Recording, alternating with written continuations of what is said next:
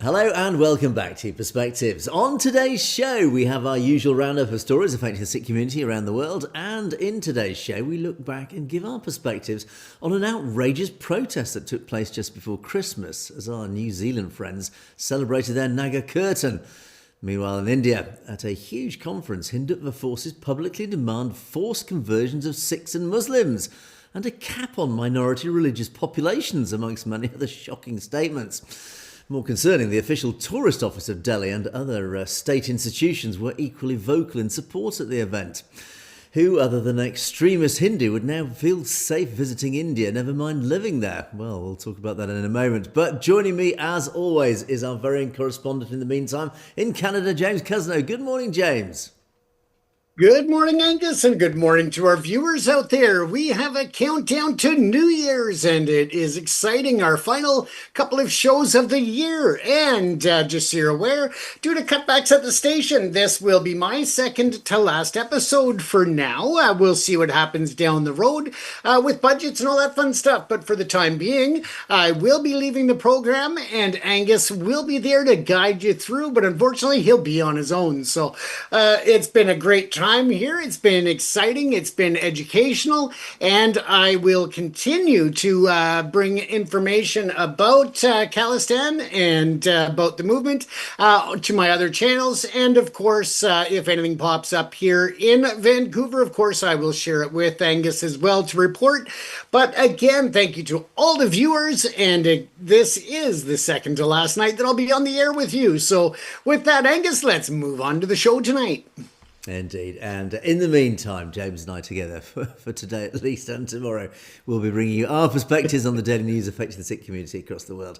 And as usual, we'll take a look at a few of your comments which came in before Christmas on some of the videos before then. So we'll take a look at that at the end of the show. In the meantime, James, what are you going to start us off with this morning? Well, I've got a bit of a unshaved face here, and that's, as I said before the Christmas break there, it's actually because I have to grow it in a bit for a TV show that I will be working on upcoming. So again, forgive the rugged look there. But in any event, let's take a look at some other issues of much more importance that have been happening around the world.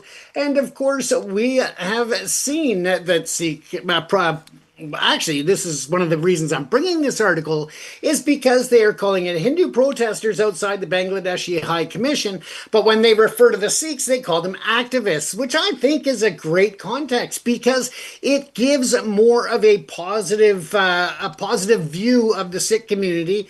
And when you look at what was going on, of course, there was a little scuffle, a bit of a clash there, but at the end of the day, it wasn't violent. It was just more verbal. A protest outside the Bangladeshi High Commission in London on Saturday briefly turned tense when pro-Khalistan Sikh activists confronted a small group of Hindu protesters, prompting police intervention.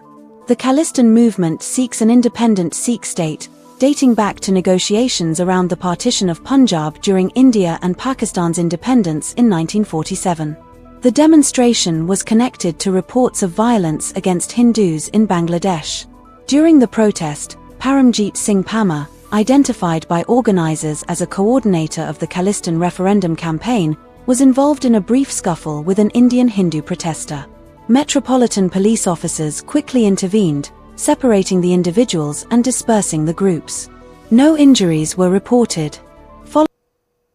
Now, my apologies, like I said, in Bangladesh, but I meant to say in London relating to the treatment of Sikhs in Bangladesh. So my apologies for the slip there.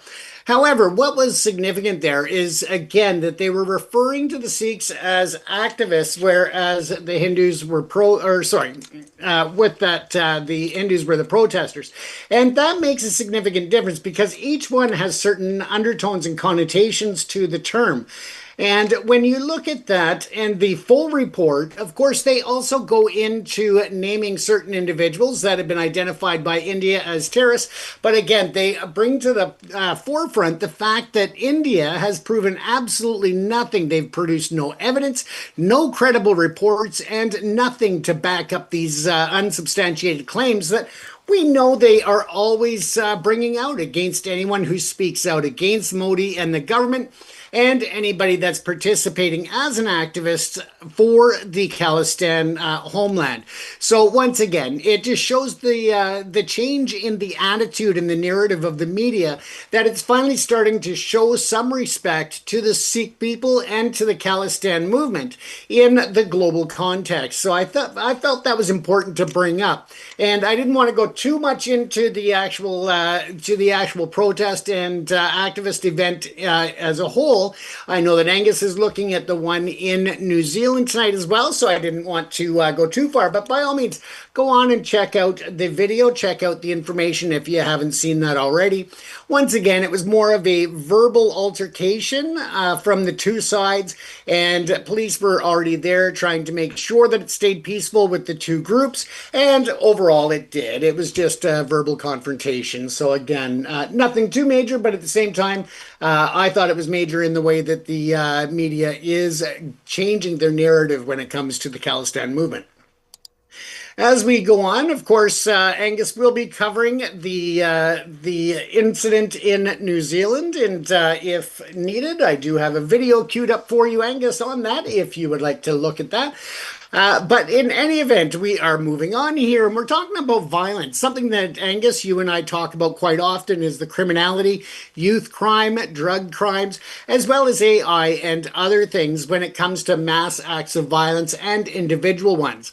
Now, a new site, or I should say a returning site, that was very prominent in the 90s and the 2000s and was instrumental in actually preventing several mass shootings in the United States and other locations. The site was #1 around the world before it was commonplace for the education, awareness, and activist sites to be online, and really led the way to that era.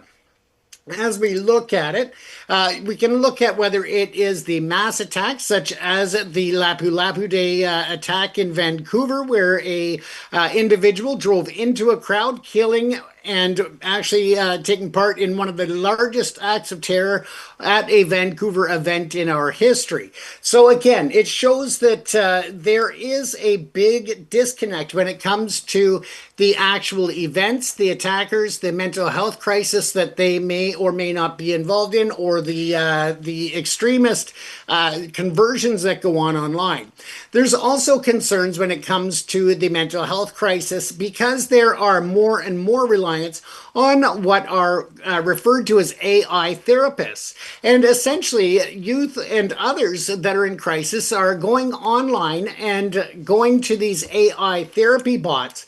And these bots are trained to actually be more agreeable and amenable to the ideas of the user. Therefore, they are not giving any type of critique or critical conversation when it comes to acts of suicide, or in the case several years ago where an AI bot actually was involved in an attempted assassination of Queen Elizabeth II. So again, it shows the dangers that are going on, and there are currently several lawsuits around the world against AI companies that are utilizing these bots in such a fashion to exploit the users without any repercussions or any type of liability and responsibility. And that's where ethical AI, that Angus and I have talked about quite a bit on this show, really comes into play. So an essential thing.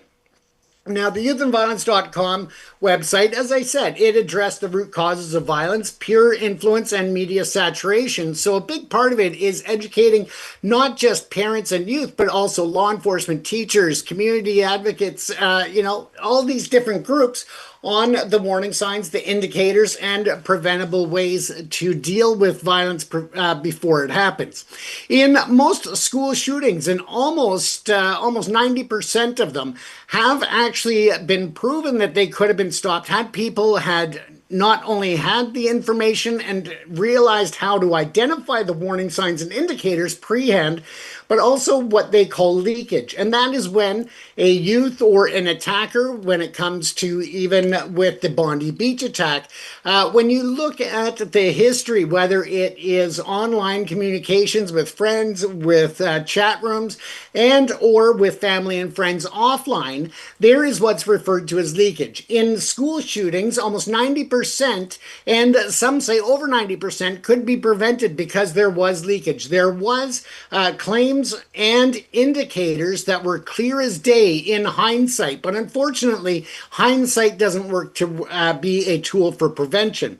When it comes to the mass acts, such as I said with Bondi Beach, and public events such as the Lapu Lapu Day events, according to the FBI and other United States intelligence studies, there have been over 46% with leakage, meaning that they could have been prevented as well. So this site was a leading edge site that was used by educators. It was used by universities, including everybody from Harvard to Cornell were using this site as well as a reference material.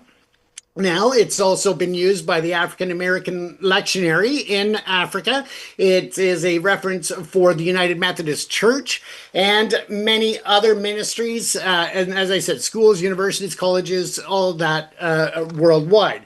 So when you look at this, it is a big information coming out that the site is relaunching in January, and the site will be available to everyone. The soft launch has already happened at youthandviolence.com, and it will be translated into many languages to ensure that whether it's a new Canadian, somebody from the UK that's just immigrated, or people who have lived there a lifetime have access to this information and education.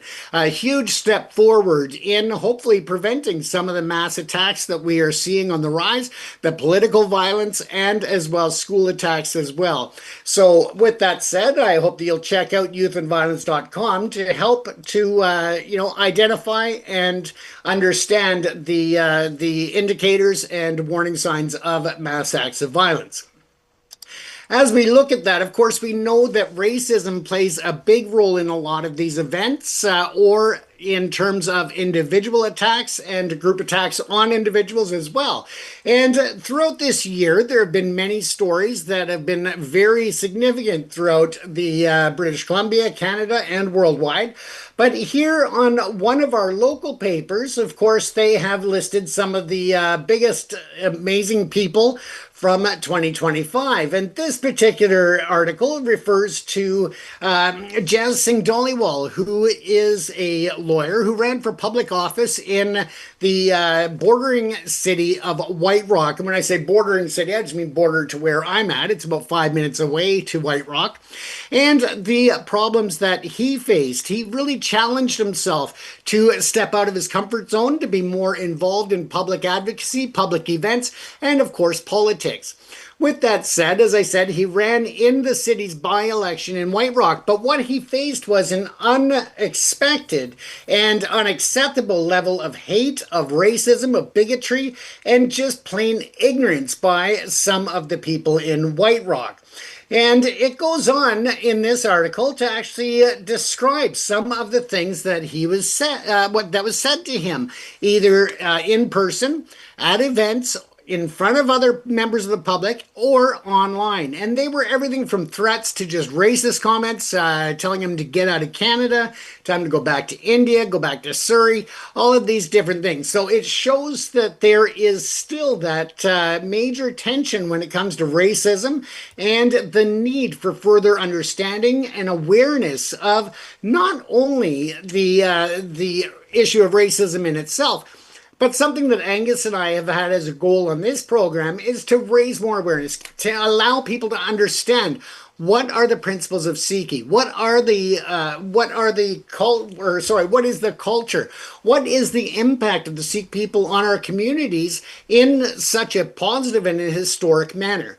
with the education and understanding that we've been trying to bring, we've been hoping that more people will understand Sikhi and the Sikh people, so that this way it opens up the door to more acceptance, more understanding, more compassion, and of course, more cooperation. And that, again, is something that we hope will continue on.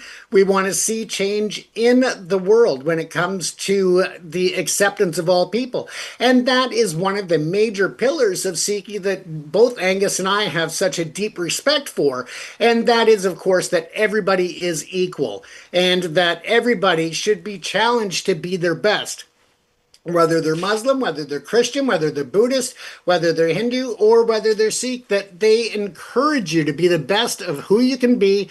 And this is a major foundational point that I think is going to help to see Khalistan succeed when it happens, because they are going to be treating everyone as equals. They are going to be accepting. They are going to be caring for the people who are at the lowest rung of society, dealing with medical issues, mental health, or whatever. They are going to lift them up. They are going to allow them to have the supports that are needed and to contribute to the community in a positive manner, regardless of their belief system. So again, I just thought that was very interesting to bring up. And it also shows where we are in terms of the political violence. It's not just hate-filled speech. It, as we've seen over the last year, or several years even, we've seen an increase in political violence of racial profiling of individuals and groups, whether that is the Sikh drivers in the US and Canada, or it is anything else that we've been looking at on this program or that you've seen in the news. And in a final report tonight, we are going to jump over to the Times of India and look at a quick story there and the area of Belagavi. And there, a senior took a child of 3 years old into a pub and restaurant, or a bar and restaurant, and actually forced him to drink alcohol alongside of him. This child was 3 years old, and instead of anybody intervening, including the bar owners and the bar staff, some people chose instead to film it on their cell phones while this child was consuming alcohol, putting the child's health and life at risk. Now, this individual, due to the fact that the video was online, is now under investigation, as the same goes to the pub owners or the bar owners and the staff that were on hand. They could face years in jail for this action, because it is, of course, against the Child Care and Protection of Children's Act in India to allow a minor to consume alcohol. And for a minor there, they consider that to be under 21 years of age. This individual, as I said, can face up to 7 years in prison and a 1 lakh rupees fine as well. And hopefully they really do make an example. This 3-year-old could have gone into alcohol shock, could have led to all kinds of difficulties and challenges, and could have resulted in death. And for those people that were bystanders and chose to just film it instead of intervening, I think that they should feel some shame and responsibility as well in that, because it very well could have turned out much worse, Angus. Yeah, I mean, how responsible. I mean, I don't even need to respond to that. I think it's just, I shake my head in disbelief. I mean, it's, I think our audience can make their own mind up about that one. Let me just jump back to your first story, James. I think this is quite an important story about the protests in London, actually, outside the Bangladesh embassy. This did, of course, this has happened over a series of days just leading up to Christmas. And I did actually follow it on the news. And it does refer back to stuff that we've talked about in the past, actually, about particularly when Sheikh Hasina was driven out of Bangladesh last summer by the people, that sort of popular uprising. Now, after she was she fled literally for her life after these sort of mobs took to the streets and demanded a return to democracy rather than authoritarian rule, then of course the anger of the mobs, and particularly primarily Muslim mobs, did on the extreme ends start to target Hindus, and sadly there were terrible reports of Hindus being victimised, terrible violence being perpetrated against them. And you looked on right-wing social media in India, and all the usual suspects on the right wing, particularly the Hindutva extremists, they were all reporting there was a genocide going on. Now, it wasn't a genocide. It was it was in no way, shape, or form a genocide in any definition of the term. But what it was, there was targeted violence against the minority Hindu population in Bangladesh.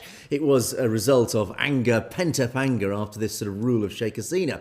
Now, at the time, we did say, okay, well, yeah, absolutely, we fully support the Hindus standing up in protest, saying you've got to stop targeting Hindus for mass violence. It is absolutely unforgivable, totally unforgivable. But of course, there is this huge level of hypocrisy. And what the Hindu population tend to forget is that this targeted violence against the Hindu minority in Bangladesh is exactly what has happened in India in the recent past and what is still happening in India in places like Manipur, where Christians, for example, there was something like 350 churches burnt to the ground last year, Christian churches. But again, you don't sort of see much of that being talked about by the same right-wing people who are trying to say they're targeting us in Bangladesh. Yeah, but your extremists are targeting Christians, for example, in Manipur. Your extremists have been targeting Sikhs in the Punjab and other areas for generations. They've been targeting Muslims in Kashmir for generations, basically since partition in 1947. So there is this huge level of hypocrisy here, and we are absolutely in fully support of calling out the violence against Hindus, the Hindu minority in Bangladesh. That is unforgivable, and that has to be prevented. But ultimately, the Hindus in India, these right-wing extremists who are making a big deal of it, well, unfortunately, you need to look at your own house and get your own house in order, because again, you people are guilty of the same acts of violence against your minorities in India. And I'm going to talk about that in a moment, actually, in one of my stories. But ultimately, there is that deep level of hypocrisy. And it needs calling out and say, you can't call it out in Bangladesh and protest about it in London when actually you guys are guilty of the very same thing against your minorities in India, etc. So anyway, that's a point definitely need to be taken out. I'm delighted to see the return of this youthandviolence.com website. Again, this does point to a big problem that the Western world has suffered a lot, particularly in North America, these mass shootings that come from all sorts of different sources. And I would say there are probably two main roots of these mass shootings or mass acts of violence. First is just young, disaffected youth who, for some reason, just go off the rails. They feel ostracized, disengaged from normal society, and then they somehow get their hands on guns and then cause these dreadful mass shootings, which are just leave whole communities in devastation. Not just communities, actually whole nations in devastated shock. But then, of course, there is the sort of the more religiously motivated violence. And unfortunately, sadly, it does seem to be from one particular area, is Islamic extremists that have been behind a lot of these mass acts of violence. Bondi is just the latest example. Unfortunately, North America, and particularly here in the UK, we have suffered these acts of mass violence that have come from these religious extremists. So it is very important that these things are nipped in the bud, as we say in English, and that we try and, when these leakages of information do come out somehow, that they are acted upon. Of course, our intelligence services, whether it's CSIS Canada or CIA or FBI in the US, and here our own MI5, our own domestic intelligence agencies, when they get they see these signs, unfortunately, they tend to, they have blocked most of them, but unfortunately, they have to be absolutely right, 100% right. I can't speak properly 100% of the time because unfortunately the odd one does manage to leak through, and it is unfortunately it is easy in hindsight to say all the signs were there, but unfortunately all the signs are there thousands of times, and 999 times out of 1,000 those individuals don't actually then go on to cause a mass shooting. Unfortunately, it's that one in 1,000 or 1 in a million or whatever it is. And that's the problem, is that, yes, they probably do see these leakages and the signs are there, but it's only in retrospect can you see, oh yes, it was that specific one that then led onto a mass act of violence. So unfortunately, it is a huge challenge to try and prevent these things. And well done to our security services that do fortunately manage to prevent most of them. It's just sadly that the odd one does come through. And then there was a referral, as you said, James, to AI. When these particularly youngsters actually go on AI now and they use these AI as some form of therapy. Again, it's so dangerous. This should not be allowed, because ultimately AI has no empathy. It is literally, it's binary. It's ones and zeros. It is a computer that you're talking to. It is a machine. A machine is never going to understand human emotions well, I say never. Never's a long time, but certainly in the foreseeable future, machines are never going to have that level of empathy of a human being. And so, God help humanity if it ends up relying on machines to provide therapy to all of us. And unfortunately, AI does tend to be this sort of this doom loop of feeding. It becomes an echo chamber. It feeds the sort of the feelings of an individual who's using it, and it has been known to drive people to suicide, because it tells these people, actually logically, what you're saying, yes, the ultimate solution is yes, you have to kill yourself. So these individuals go off and kill themselves, which is again unforgivable. So, and then finally, just a quick wrap up on the racist angle and racism in politics as well. Unfortunately, yes, we do see a lot of racism against people like Jagmeet Singh was a prime example in Canada, James. I mean, the abuse that he received, even when serving in office, it was just shocking. And again, I do find it quite ironic, particularly in North America. You see right-wing extremists, being racist and saying, "Get out of my country," and I always laugh and say, well, actually, North America, relatively speaking, in all due respect to North America, it is a relatively young country. The whole country, bar the indigenous Indians, are all immigrants anyway. So it is not your country. Well, it's sort of it's now this great sort of melting pot of cultures. But ultimately, it's very hypocritical again for right-wing extremists in North America to be racist against these people. But unfortunately, it's driven by anger. And we've referred to this a lot recently about the rising anger in Western society. It's been driven by all sorts of different agenda. Excuse me, whether it's but again, it's generally political. It's mass immigration has created a huge amount of anger, and I think a lot of root cause of the racism that we're seeing now, that is extending from extreme right wing, actually even to sort of mainstream people. I would say people who more sitting more comfortably in the centre. They are now starting to sort of almost by default refer to racist tropes, because again, their anger is such and driven by such mass immigration and uncontrolled immigration that their anger needs an outlet. And of course, they target people who are high profile, whether it is Jagmeet Singh or Jas Singh that was you referred to. It's unforgivable, but it's understandable, sadly, and we see it a lot here in the UK. I've seen the huge rise in racism, again, primarily driven by these root causes that we talked about. And unfortunately, it's division and it's hate. And again, we always try to look behind the scenes. Well, what is driving division and hate? It seems to be some sort of agenda that is rolling out across Western democracies to drive the wedges between our communities. And it can only be prevented when we recognise it happening in the first place. It's very easy. We're seeing the right turned against the left. We're seeing communities driven against each other, whether it's Sikhs and Muslims or Hindus or Christians or whatever. We're all seeing just this huge fractures appearing in our society that are being driven by certain factors. We must be totally aware of it, James. So, and I'll tell one of my stories is going to be very relevant to all this in a moment. But ultimately, James, yes, I think it's sad to see the rise in racism. The only thing we can do, the majority of us, which is the 80-90% of us who do not exist in the extremes, either left or right, is to try and recognise it for what it is and trying to bring our communities together. Absolutely. And let's not forget that as the economy is in the perilous situation that it is at this time, you have grocery prices going up, you have housing shortages, you have affordability issues outside of just the grocery budgets.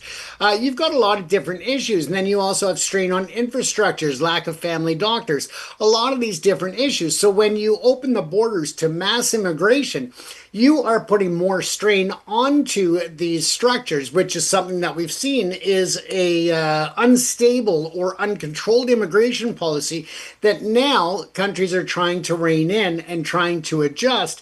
But at the same time, all of these impacts, whether they are to do with the mass immigration or whether it's to do with world economics and other socio impacts, we have to remember that it's going to be used by those with an agenda to say, oh, well, the economy's gone to crap over the last several years, and then we've let in this many people. So it makes it easy for them to switch the narrative to the political policies, to trade imbalances, to a lot of other issues, as well as immigration. So it's not one foundational point that we can say, this is it. This is the reason. But I'll guarantee that those bots that are trying to separate and to create imbalance and anger on both sides or on either side, they are going to they're going to exploit this, and it makes it that much easier when people are already feeling the impacts of all of the other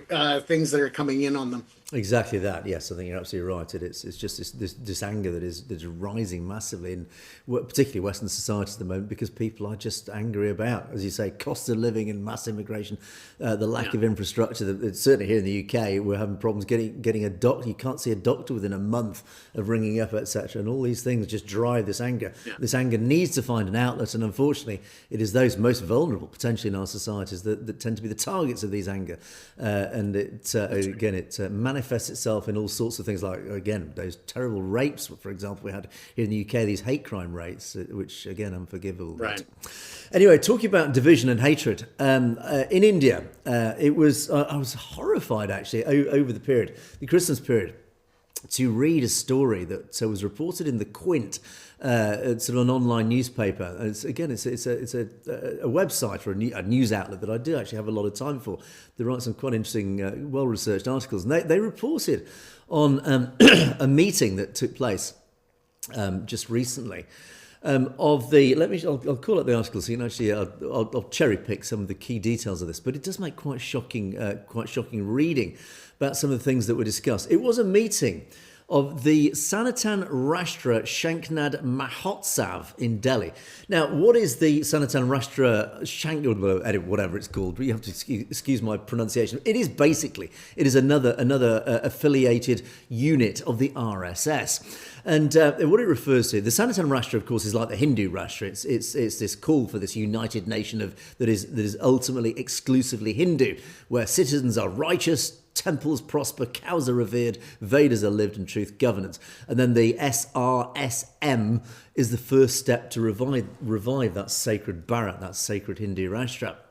So, in this big gathering of several thousand people who got together in Delhi, there was all sorts of speakers, lots of sort of, as part of this big conference, all sorts of things discussed. But it was the statements that were made by many of these speakers that actually hit the headlines. And again, many of my podcasts, we've often compared to the rise of the RSS and Hindutva with the rise of Nazism and the Aryan superior race, this sort of white supremacist or genetic supremacy of the Aryan race that the Nazi party were pushing in the 1930s in Germany. Well, the Hindutva follows that same sort of playbook, and some of the statements that came out of this statement out of the conference are, I have to say, frighteningly familiar and similar to those sort of statements that were coming in a different context out of 1930s Germany. So let me just quickly flash through this, just to give you a flavour of the sort of things that were discussed. Now, it included all sorts of people at this conference, but of course they all were united in their sort of support of the Hindutva ideology. And it included union ministers and Hindutva activists. And when I say union ministers, there were members of the Indian state in representation here. And there was representing, essentially, the Indian government, certainly indirectly. They called for mass deportation, mass conversion of Muslims, and constitutional change to make this Hindu Rashtra. And as it said, there were over 3,000 people who attended that conference, including members of the Delhi Tourist Office. Demands for the Hindu Rashtra and mass deportation were raised at this event, attended by the Union Ministry of Culture and Delhi's Tourism Ministry. Again, these are official state organisations that are now seen at this effective Nazi rally, which again is quite shocking. So, including some of the statements that came out. For example, one guy, Suresh Chavanki, he's the owner of a television station. He came out with statements including, we must deport 25% of Muslims from India and impose a population cap. In other words, he's actually saying we cannot have more Muslims than we want. Let's cap the population, and anybody over and above that number we'll have to deport. And it included statements like, we're going to ban 4 marriages and multiple children for Muslims. There should be a cap of 1 wife and 2 children in the Muslim community. There needs to be a cap on the population. It should be the same population or the same percentage as during partition, 1947. The government's priority should be to reduce the Muslim population. Hindus need to have more children. Now, there's nothing wrong with this. Yeah, this is not a contentious statement, but there is this encouragement for Hindus to have more children. In other words, look, we're being overpopulated by Muslims, so Hindus, we need to fight back, and we must have more than 2 children. So go out and tell the Hindus, you must have more children. And then those who are too old to have children should tell their children and servants to have children. And then he also made the statement that we will take care of killing of jihadis and the killing of Muslims. Again, it goes on to say, this was, again, a high-ranking BJP official and a Supreme Court lawyer, a guy called Ashwini Upadhyay. He said, we need to carry out mass conversions of Muslims into Hindus.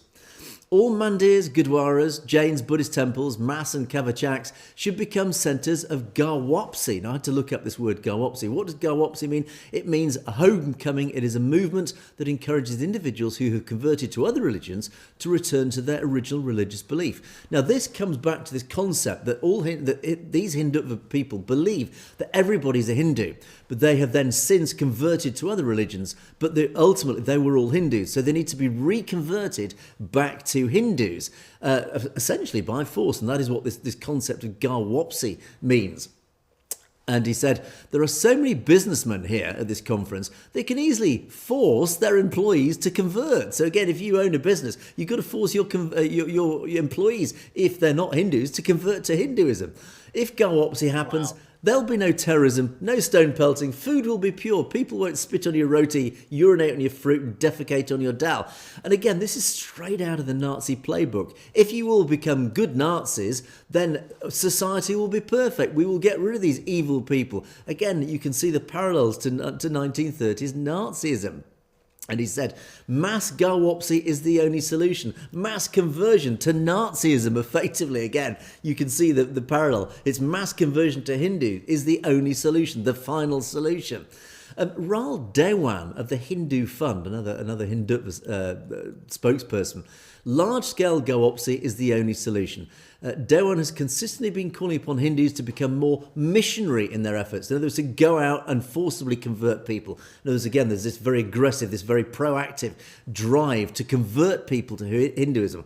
And let me just quickly take a side comment there. Compare that to Sikhi, that definitely has quite the opposite of this concept. There is no forced conversion in any element of Sikhi. There is in other religions. Christianity has a very missionary base to go out and convert people to Christianity, and likewise many other religions have that same sort of ideology. Sikhi doesn't. It's one of the strengths, I would say, of Sikhi, is that it has no policy to deliberately force people to convert to Sikhi. He also demanded, this is an important point, he demanded that the constitution be changed to make India a Hindu Rashtra. Now, those who are familiar with the Indian constitution know it is a secular constitution. It refers to all the various religious entities, ethnicities within India. Apart from the sad fact that it does include Sikhs within the wraps up under the umbrella of Hindus, which again was controversial at the time. But ultimately, India constitutionally is a secular nation. That is one of the foundational principles of India, that it is a secular nation, that no favour is given to any one particular religious community, that everybody's treated as equal in theory, and sadly in practice that is not the case. But certainly there is a demand here that the constitution is actually rewritten to say that it is a Hindu-only nation, a Hindu Rashtra. Again, that's a shocking thing to demand. And then he supported anti-conversion laws, the bulldozer justice. This is literally where they send the bulldozers to flatten Muslims' homes and other minorities' homes. Love jihad awareness. In other words, be aware of this claim that the Muslims had this policy to deliberately marry Hindu women to convert them to Muslims. Only Hindus as AC mechanics and painters, that's a bit random, uniform civil code, etc., etc. These are all defensive strategies. We need an offensive strategy. We need a constitutional Hindu Rashtra. Again, this demand that we become more aggressive to push the Hindu extremist agenda. Now, there were over 3,000 delegates and representatives from more than 800 Hindu organisations from across India participating in this two-day event.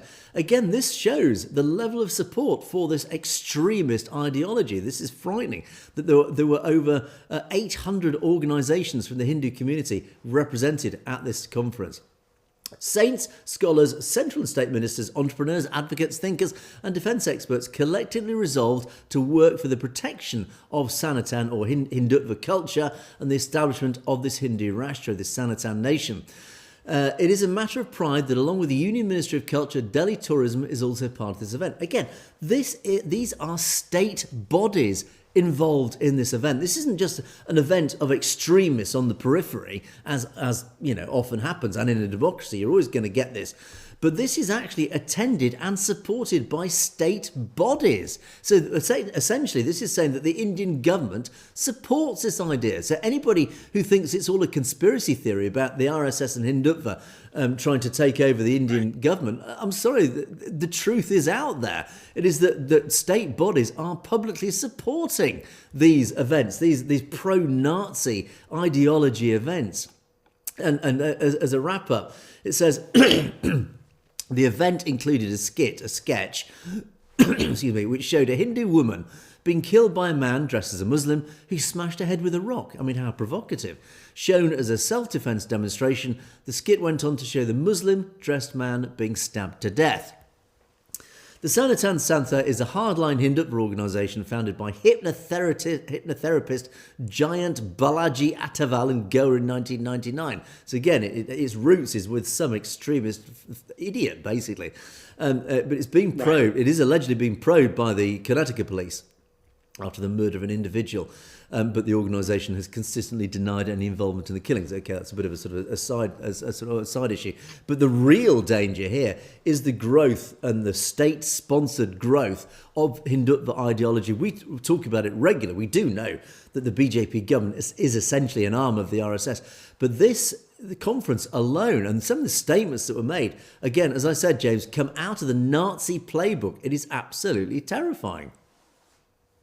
Absolutely. And with today's day and age, when you look at the glossing over of the human rights issues in India, when you look at the international governments that are willing to do trade deals, to do security deals, to turn a blind eye to the atrocities that are taking place against minorities in India, again, you're going to see not only within India, you're going to see around the world where people feel that if they have something to trade where it's transactional, then they can get away with more and more of these atrocities and more of this attitude that they can segregate, that they can force conversion, that they can treat minorities in a way that is just against any common sense and against international human rights laws. And when you read this article, I mean, you can refer back up to a certain section where they are stating essentially that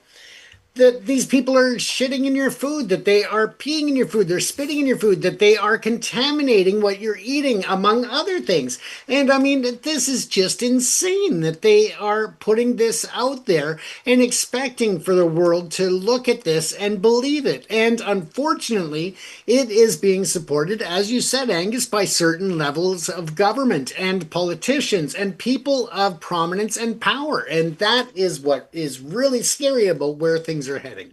Indeed, and again, it always comes full circle to the simple solution. There is only one solution for the minorities in India, and that is the breakup of India. If these Indian extremists need their own Hindu Rashtra, fine, that is your democratic right.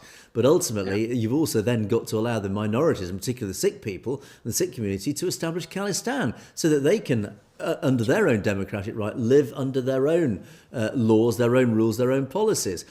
So by all means, have your Hindu Rashtra, but at the same token, you've then got to allow Khalistan, the establishment of Khalistan, so that people can then, who don't want to be part of your Hindu Rashtra, and there's no point having a Hindu Rashtra where you're forcibly having people live under your regime. It's like the Soviet Union. People were trying to flee the Soviet Union. They had to literally be held in by force from fleeing, which is why ultimately it broke apart. So if you want a peaceful, happy Hindu Rashtra where you can all practice your Hindu extremism together, then absolutely, by all means, do it, but don't force people into it. Let them be there voluntarily. And therefore, people who want to leave can then set up Khalistan, and then whether Kashmir becomes independent or whatever it is. But ultimately, you have your bit, but you've got to let other communities have their own democratic right to self-determination as well. So anyway, James, let's move on to my second story. And this, yes, as we referred to, this is in New Zealand.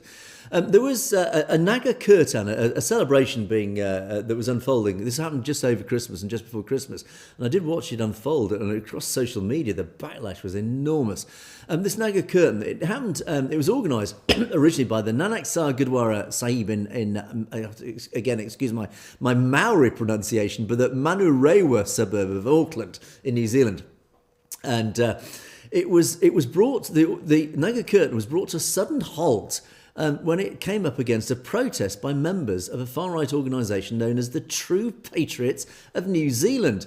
Now, these guys, and I'll give some commentary in a moment, but just to give you a clue of what they came up against, have a look at this.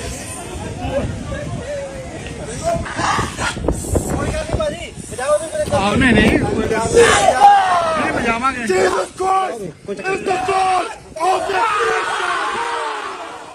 There shall be no other God among you! Lord!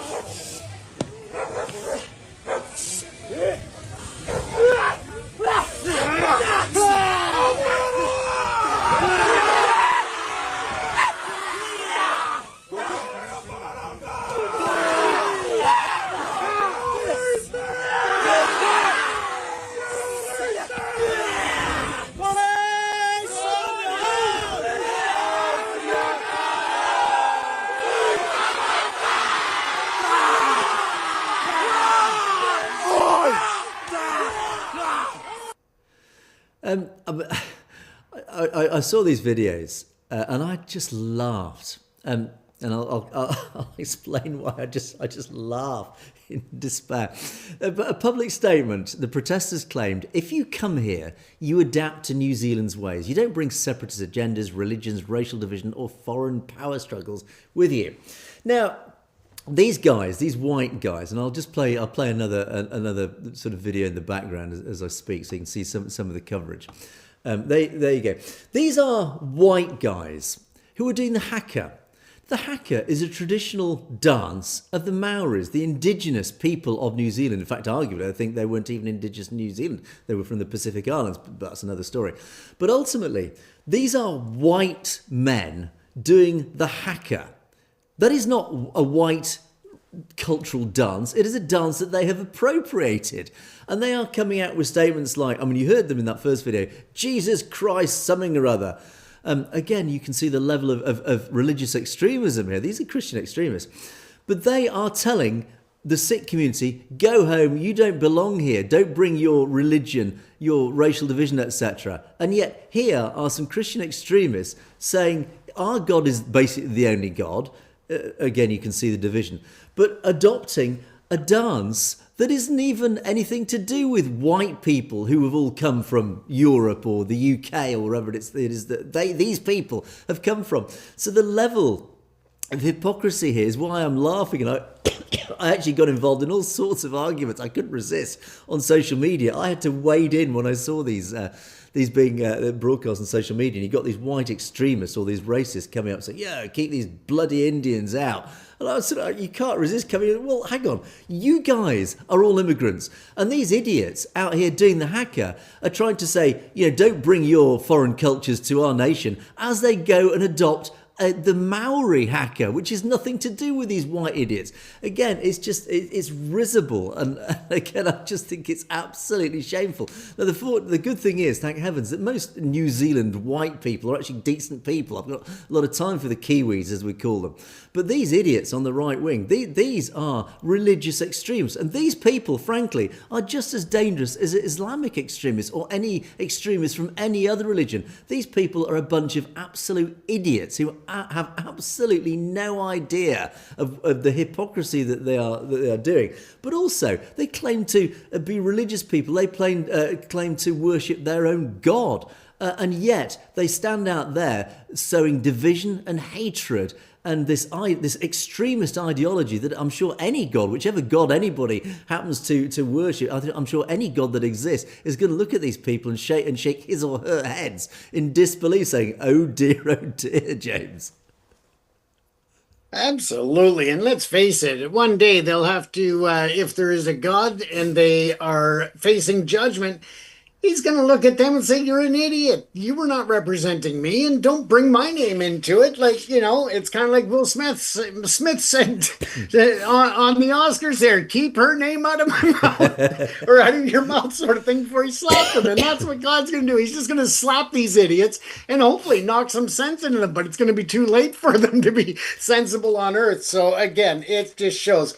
And just quickly, Angus, it also brings into the very dangerous point that we've discussed about provocateurs, and all it takes is one or two in a crowd that is this, let's say, adrenaline rush and testosterone and rage.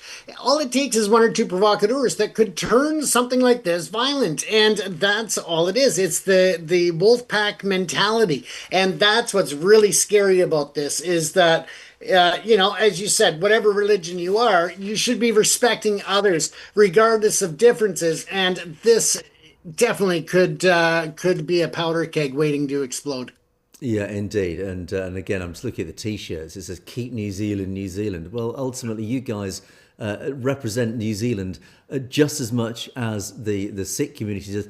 But ultimately, it's the Maoris who have more rights. It's the indigenous, or the let's just say the original occupants of New Zealand. Weren't you guys? It was the Maoris, those people whose culture you seem to have appropriated for your own purposes. Again, I just shake my head in absolute disbelief. These people can keep a straight face and make statements like that and dance the haka, which is nothing to do with white culture.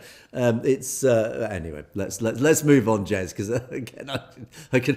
I know. Here's just one quick thought. Maybe the next time the Sikhs could wear the Keep New Zealand shirts, just like they could yes. Keep Canada shirts, because we're all a melting pot of so many nationalities. Exactly that. And I did actually, in the background, you could hear the shouts of Boli Sonihal, which again is the war cry of the Sikhs. And I suddenly thought, if you were there and it did turn violent, I know which side I would put my money on. It's certainly not those idiots wearing Keep New Zealand's side that I think would prevail in that situation. I think faced with an army of Sikhs shouting "Bully son of hell," I think if I was there, I'd be running very fast in the opposite direction. So, anyway, James, let's move on to our comment section. And this was I did just as we signed off for Christmas. I did a final sort of podcast with Layla, our US correspondent, and we talked about Khalistan, and the subject of the podcast was basically is there support for Khalistan within the Punjab, or is it just a phenomenon that exists outside in the diaspora? And we covered all sorts of angles of that.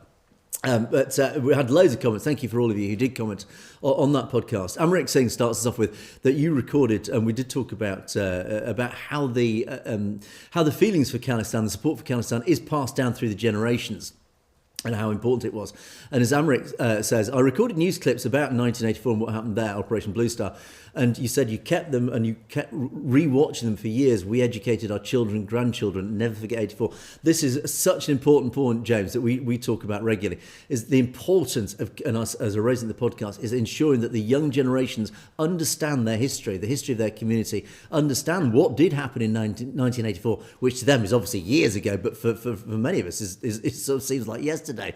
It is still very much fresh in people's minds because it did impact families that are still very much alive today. So again, James, how important it is to keep the stories alive and pass them down through the generations to maintain that cultural link.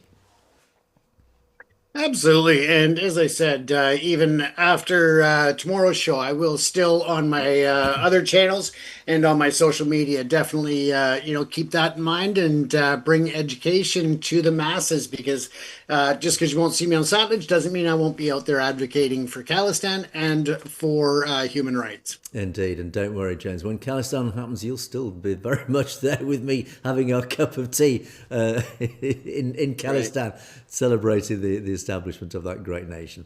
Playlist Overlord says, great discussion, thank you. Who will be the first to recognise and support Khalistan? Will it be NATO, USA or China? Well, that's a good question. I actually don't know. I think USA, well, China, let's start with China. China would love to recognise it, because China strategically would know what a problem it could potentially be ultimately for its own enemies if China had any form of control over it. So China, I have no doubt, will be queuing up to support financially the establishment of Khalistan, knowing that any financial support that comes from China always comes with a hook, with a sting in the tail. It always comes with a price to pay, and that price is essentially it becomes a vassal state of China. So China, I've no doubt, would love to support Khalistan, but that, I say, comes with its own dangers.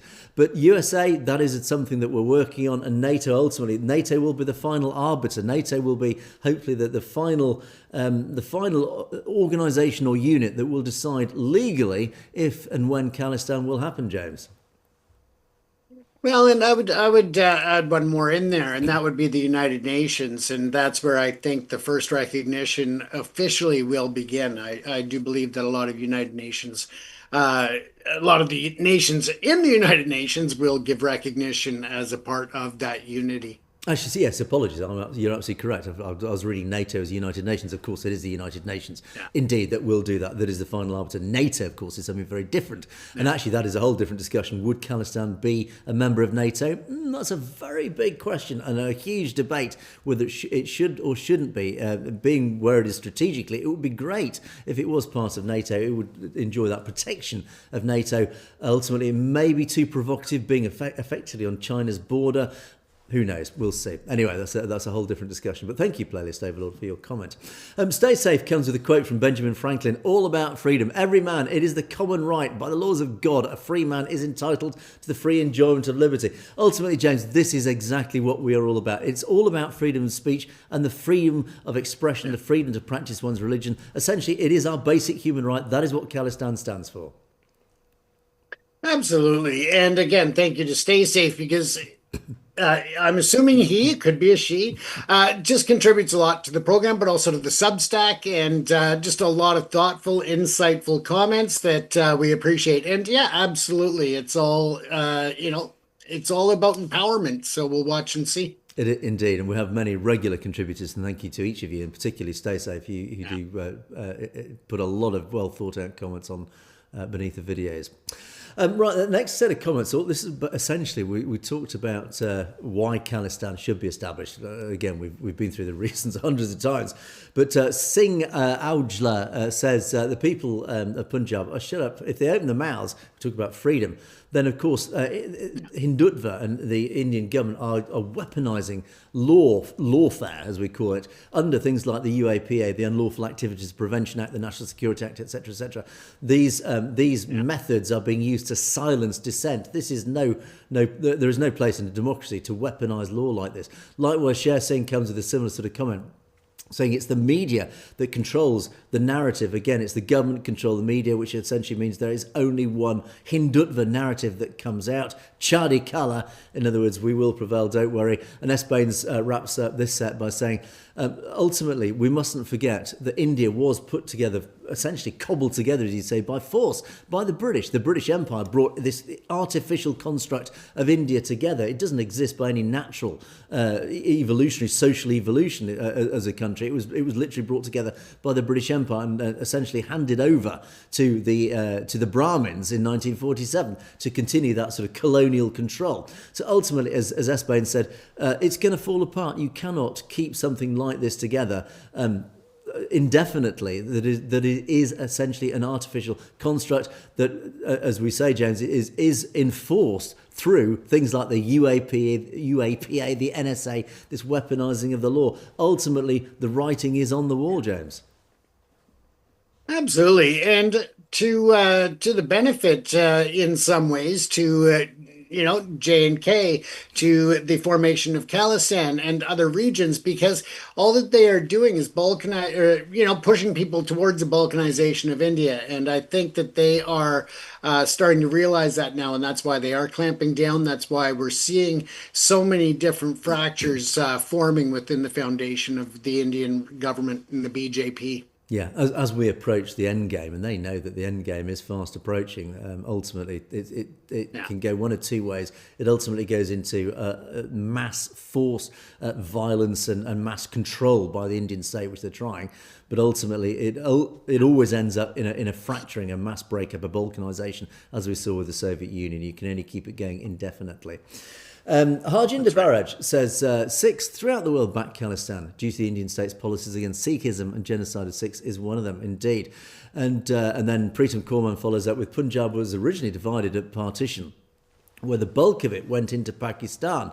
And so, as you say, the Punjab, Pakistan still speak Punjabi over the border in Pakistan. Both Pakistan and Punjab wants to merge. So again, it's coming back to the old boundaries of the original Punjab, pre-partition Punjab, which, of course, most of it did sadly fall onto the other side of the border into Pakistan. But they still retain Punjabi as a language. And then Bal Singh follows up with every Sikh wants Khalistan. Those who oppose Khalistan, they're not the real Sikhs. And again, we talk about this quite often. These Kezadari Hindus with uncut hair, in other words, these fake Sikhs that we often report to us. So ultimately, the support for Khalistan, it is global, it is in the diaspora, but it is also obviously within Punjab itself, in Indian Punjab. But interestingly, as Pritam Korman says, it's likewise, actually, there's clearly a level of support within Punjab in Pakistan. Absolutely, and I think that once you see the foundation laid out for Khalistan, I think that you're going to see a lot of cooperation between Pakistan and Khalistan, and I think that border will be a lot more fluid than it traditionally is at this point. Indeed, we do know there are definitely a lot of viewers that we have in Pakistan who do express support for the whole concept, so which is great. So. Awais says, talking about Pakistan, excuse me, so I'm suffering from a bit of winter flu at the moment. Do we have an audio track option in Urdu? Well, James, probably more your department on the technical side, but I don't think we do we? Not that I'm aware of. However, they are continually adding the different tracks into YouTube. They are expanding at a rapid pace. So keep an eye out. It may be something that pops up in the next month or the next year. But you can also find out, just email Google or YouTube and find out when that is coming, that language. And yeah, you may be surprised at how quickly that does come and how quickly you can get that translation of our programs.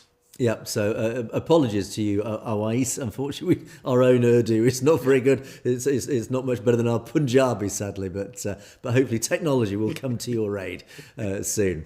SSI Singh, thanks guys. Oh yeah, there are a couple of, in fact, there's lots of really, really positive, lovely comments. Thank you. Again, it's just a sort of a blanket thank you to many of you who did write some very nice comments after that podcast with lots of emojis, which featured widely in the comments as always.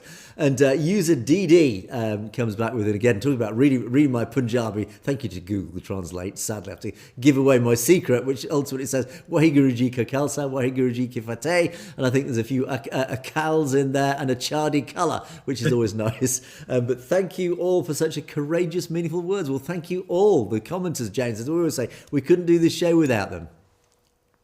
Absolutely, and we read them, and we really appreciate them more than the viewers know. It is a show that's made up of everybody.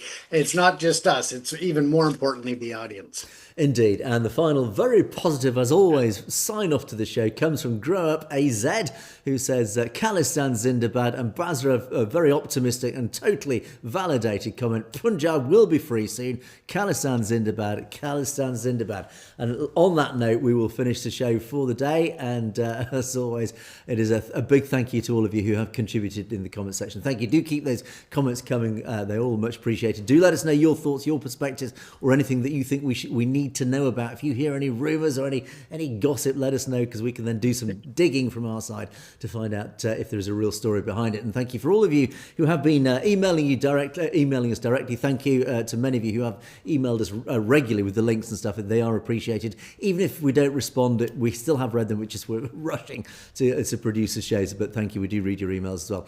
But that's it for another day. Thanks so much for watching. It is a goodbye from me. It is a goodbye from James. Stay safe, everyone. You have, of course, been watching Perspectives. We will see you next time.